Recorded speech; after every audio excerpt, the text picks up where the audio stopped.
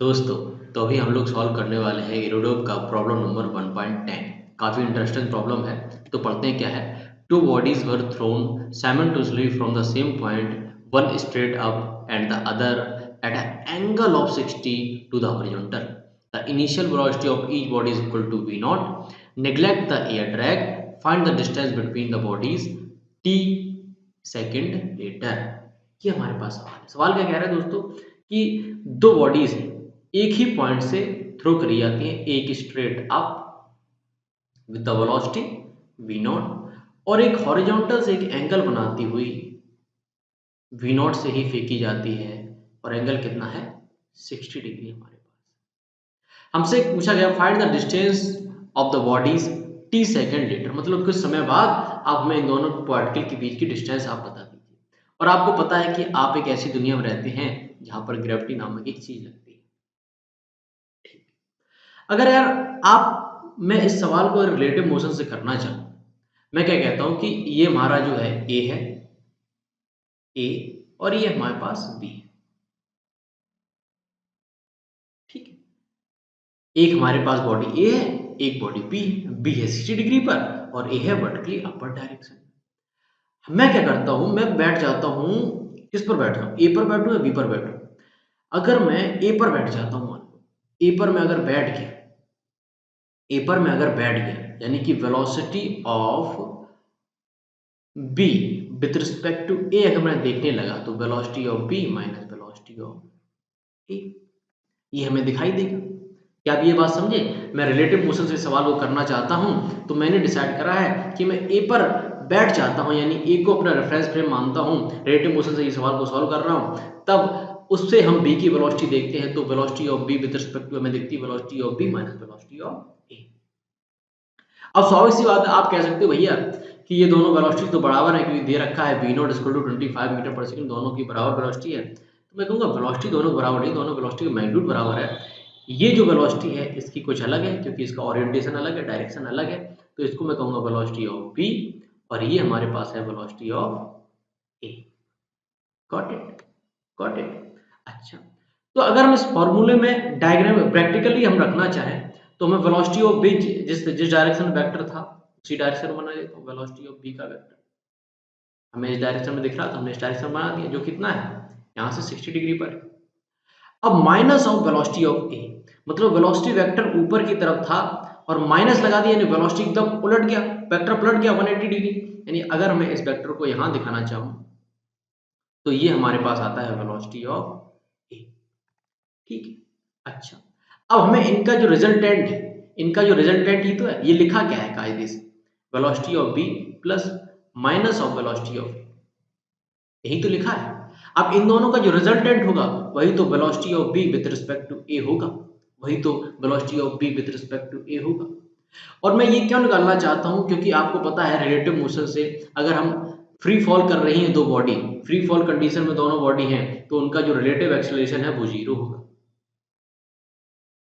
अगर मैं बी पर बैठकर ए को देखता हूं, तो हमें रिलेटिव वेलोसिटी तो दिखाई देगी, पर रिलेटिव एक्सेलरेशन होगा, और acceleration B with respect to A की बात करें तो वो क्या होगा, acceleration of B minus acceleration of A. और आपको पता है कि दोनों पर एक्सेलरेशन क्या लग रहा है, जी ही लग रहा है, तो रिलेटिव एक्सेलरेशन क्या होगा, 0 होगा, सिर्फ रिलेटिव वेलोसिटी होगी। दैट्स व्हाई हम लोग इसको रिलेटिव मोशन से कर रहे हैं।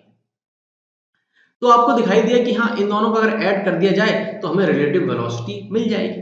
तो मैंने क्या किया, velocity of A plus velocity of B, तो माइनस बी, वेक्टर को उल्टा कर दिया, वेक्टर इस तरफ अपर डायरेक्शन में था पॉजिटिव, डाउनवर्ड डायरेक्शन में नेगेटिव कर दिया। अब इन दोनों का रिजल्टेंट हमें निकालना है, इन दोनों का रिजल्टेंट निकालना है, तो हमें वेलोसिटी मिल जाएगी। मैंने मेट दिया यार, ये क्या करा, चलो मैं बना देता हूँ दोबारा, कि हमारे पास एक था वेलोसिटी ऑफ ए जो क्या था v नॉट, और एक velocity of v v not जो कि 60 पर था हमारे पास। तो मैंने क्या करा कि हमें वेलोसिटी चाहिए, velocity of v with respect to a हमें चाहिए, तो velocity of b minus velocity of a।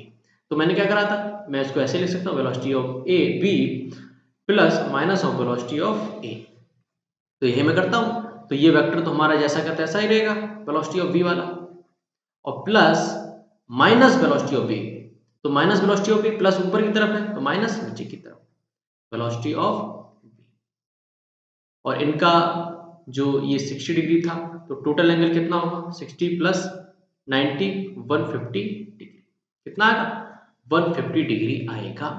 Okay ji okay जी। या फिर हम इसे ऐसे लिख सकते हैं कि थीटा प्लस 90 ऐसे भी हम लोग लिख सकते हैं ये एंगल या 150 आ गया। तो अब इसका रिजल्टेंट निकाला अगर हमें मैग्नीट्यूड निकालना है इसके मॉडुलस का तो कितना आना चाहिए आपने फॉर्मूला पढ़ रखा है 10th क्लास में पढ़ा था क्या था कि velocity of a square plus velocity of b square plus 2 v a v v cos phi मतलब इन दोनों वेक्टर के बीच में एंगल अगर किसी वेक्टर का आपको मैग्नीट्यूड निकालना है तो वो आप कैलकुलेट करिएगा आपको पता है इन दोनों का मैग्नीट्यूड तो बराबर है इन दोनों वेलोसिटी के। तो हमें लगता है कि मैं बाहर ले सकता हूँ वेलोसिटी ऑफ वी नॉट में बाहर ले सकता हूँ इनका मैग्नीट्यूड तो अंदर बचेगा हमारे पास 2 प्लस कॉस 90 प्लस थीटा तो वी नॉट 2 प्लस और यहाँ पर 2 और होगा क्योंकि मैंने वी कॉमन लिया है वी नॉट टोटल कॉमन आ गया। अगर मैं ए बी की जगह यहाँ पर रखूंगा वी नॉट जो कि इसकी वैल्यू वी नॉट है तो वी नॉट हम बाहर ले सकते हैं तो 2 भी कॉमन ले लेते हैं 1 प्लस अब cos 90 प्लस थीटा क्या होगा माइनस साइन थीटा तो यहाँ पर हम लोग लिख सकते हैं इसको माइनस साइन थीटा। तो ये हमारा हो गया वेलोसिटी हमें वेलोसिटी का मैग्नीट्यूड मिल गया कि रिलेटिव वेलोसिटी इतनी है।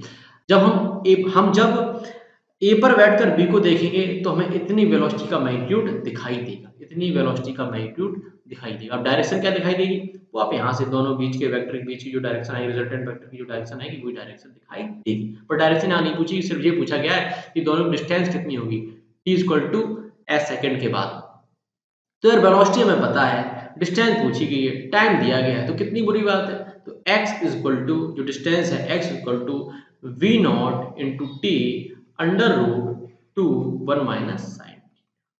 आप वैल्यू पुट करेंगे आपके पास आंसर आ जाना चाहिए आपके पास आंसर आ जाना चाहिए। काफी सिंपल है वी नॉट हमें दिया गया है 25 है टी की वैल्यू दी गई 1.7 है थीटा की वैल्यू हम लोग निकाल चुके हैं कितनी है थीटा की वैल्यू भी हमें दी गई है 90 डिग्री और उसी हमारा आंसर